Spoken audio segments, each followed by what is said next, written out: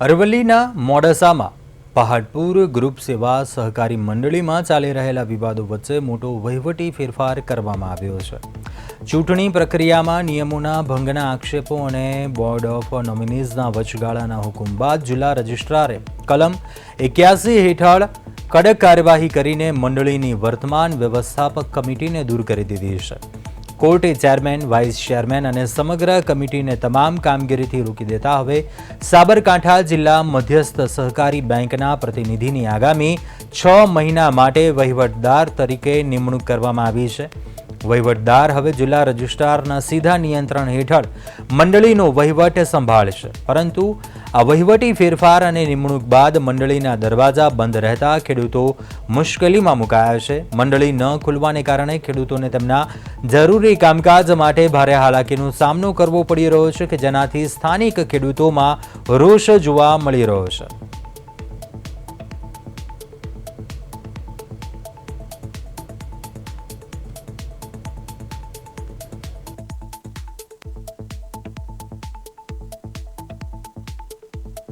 આજે પણ સેક્રેટરીશ્રી જોડે મેં ટેલિફોનિક વાત કરી હતી। મેં એમને પૂછ્યું કે ભાઈ તમે કેમ નથી આવતા, એ જવાબ ના આપ્યો અને એમનો અવાજ ગભરાયેલો હતો। મેં કીધું ભાઈ તમે આવી જાઓ, કોઈ કંઈ કશું થશે નહીં, પણ એ પોતે આજે ના રહ્યા। પણ એમને એટલું કર્યું કે મેં ઘરે પણ કહી દીધું છે કે મને કંઈ પણ થશે તો મંડળી અને આ લોકો જવાબદાર રહેશે। એમના અવાજમાં થોડું બીક જેવું લાગતું હતું કે આ જે લોકો છે મનસ્વીપણે એમને કંઈક ધાક ધમકી આપી અને ખોટું કામ કરાવવાની એમની ગણતરી છે, એટલે એમને અહીં હાજર રહેવા દેતા નથી। અત્યારે ખાતરની એટલી સિઝનની જરૂરિયાત છે, ત્યારે સ્ટોરકીવાળાએ ભાઈ કહ્યું કે ભાઈ ક્યાં છો, તો કહે છે કે ભાઈ ચેરમેનને ખબર। આ પ્રશ્ન આ બાબતે મેં ખેતી નિયામકશ્રીને જાણ કરેલી છે કે અરજી આપી હતી, તો એમને કીધું કે અમે કાર્યવાહી ચાલુ છે, 8 તારીખની મુદત આવી છે અને હાજર રહેતા નથી મુદતમાં પણ।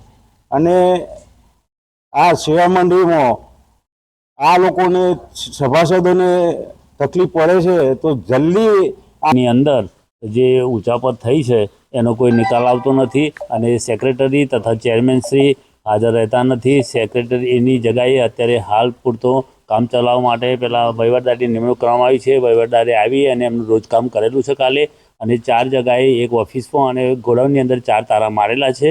અને આના કારણે નથી આવતા, એના કારણે ખેડૂતોને બહુ તકલીફ ઊભી થઈ છે। ખેડૂતોને ખાતર બિયારણ ક્યાંથી લેવું એ મોટો પ્રશ્ન ઉપસ્થિત થયો છે, એટલે ગામજનોમાં મોટામાં મોટો આક્રોશ છે। તો આ જલ્દ સત્વરે રજિસ્ટ્રાર સાહેબને મારી વિનંતી અને અન્ય સરકારી અધિકારીઓને પણ વિનંતી કે આ જલ્દીથી નિવાડો આવી જાય અને રાબેતા મુજબ કામ ચાલુ થઈ જાય। અને જે જૂની કાર્યવાહી છે એમાં ગેરરીતિ આચરેલી છે અને 3 દિવસની અંદર આખી કારોબારી જેની રચના કરેલી